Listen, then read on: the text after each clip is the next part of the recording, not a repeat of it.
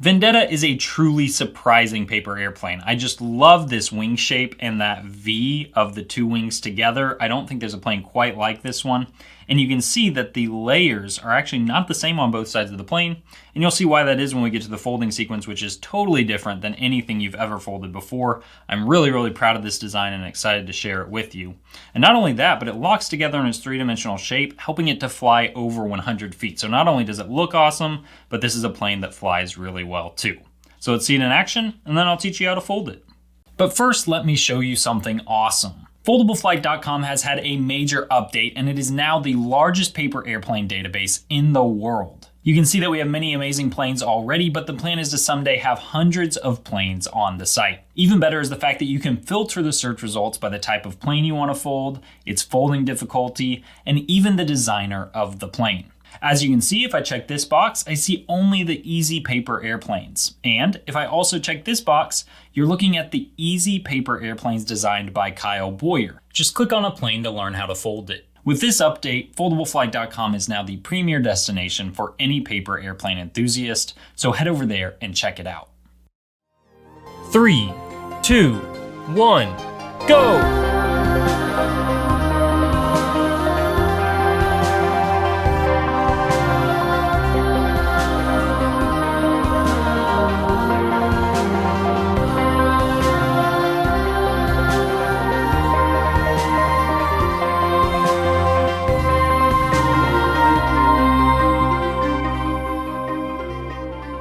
All you will need in order to fold Vendetta is a sheet of 8.5 by 11 inch paper, or if you have A4 paper, you can trim off 2.5 centimeters from one of the long edges, and this rectangle here will be the same proportions as an 8.5 by 11 sheet, so you can use that to fold this as well. And with that, we're going to begin in kind of a crazy way here.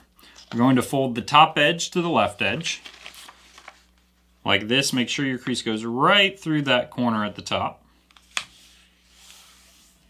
And that's not so crazy, but wait till you see the next step. So we're unfolding that. We're going to flip the paper over like this and fold the top edge to the right edge so the crease we make is parallel to this crease here.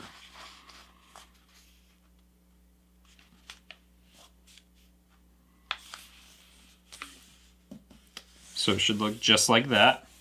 And now we have that side folded. We flip it over and we fold this side so that our paper looks like this, which is not a typical way to fold a paper airplane, but it leads to some really cool opportunities. So now we're going to fold this top edge to the bottom edge. And you should be landing this corner here right where that layer lands on the other side. Basically just trying to make sure that the crease you're making is parallel to the bottom edge here.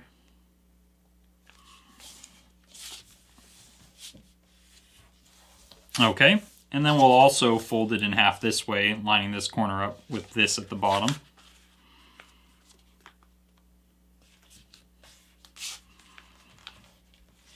And then we'll unfold back out into this orientation here.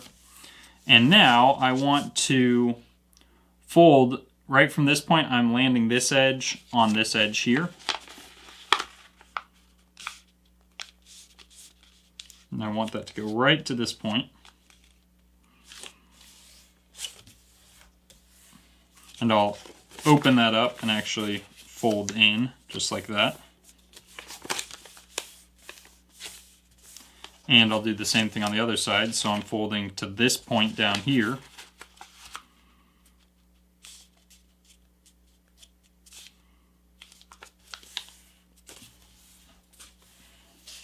Opening that up and folding in.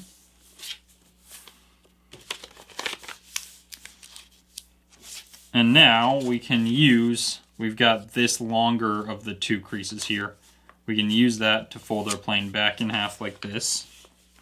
And you'll notice your two sides look slightly different. So on one side, you have just one edge and one edge. On the other side, you've got like multiple edges on one half of the plane.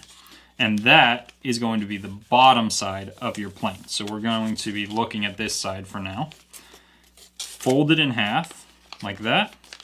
And now I'm going to fold right from this point, which will become the nose of our plane, to this corner out here. And you don't have to hold it folded in half if it's easier for you to have it open like this as you do this. This is kind of tough. I like to curve the plane or the paper and just kind of gently get it pointed right to that corner. And then gradually make my crease sharper and sharper. It can be tough to land it right on that corner. It's not crucial that you do, but try not to curve your crease. See how mine is really straight? Your paper will bend and warp if you curve your crease. So once you do one side, just go ahead and fold the other side the same way. Try to keep these layers tightly together. Get that pointed right at your corner as much as you can.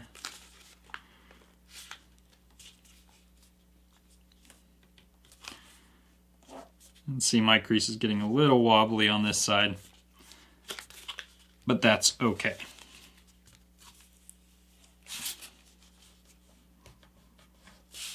Okay, so your plane should now look like this. You can flatten out some of that bubbling that's occurring.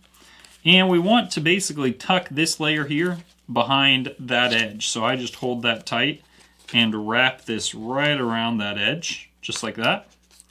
I do the same thing on this side. This little layer wraps behind the edge behind it. Make sure those stay tucked in.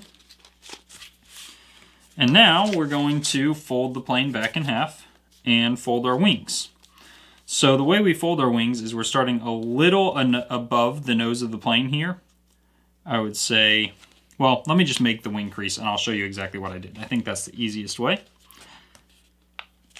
So you can see my crease is basically parallel to this edge, but a little bit above it.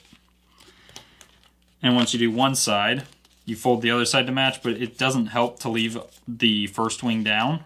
I think it's easier to have it in this orientation and then fold it, just trying to line this crease up with the crease behind it.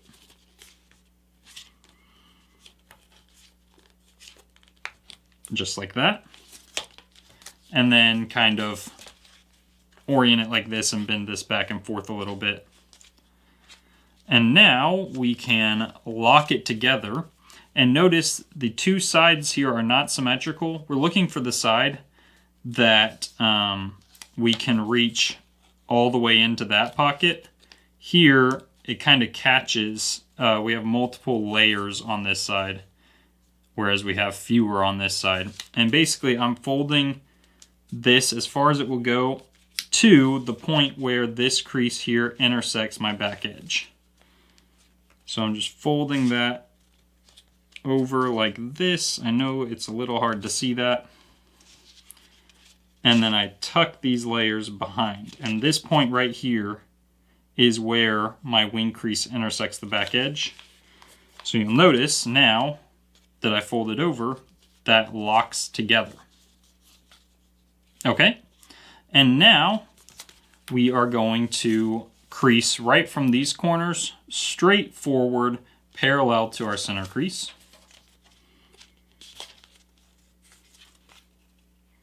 Kind of just have to eyeball this and try to get it parallel. So I like to, again, do a gentle crease before I really firm it up where I think parallel is. That's close, it's not perfect, but we're doing that on both sides.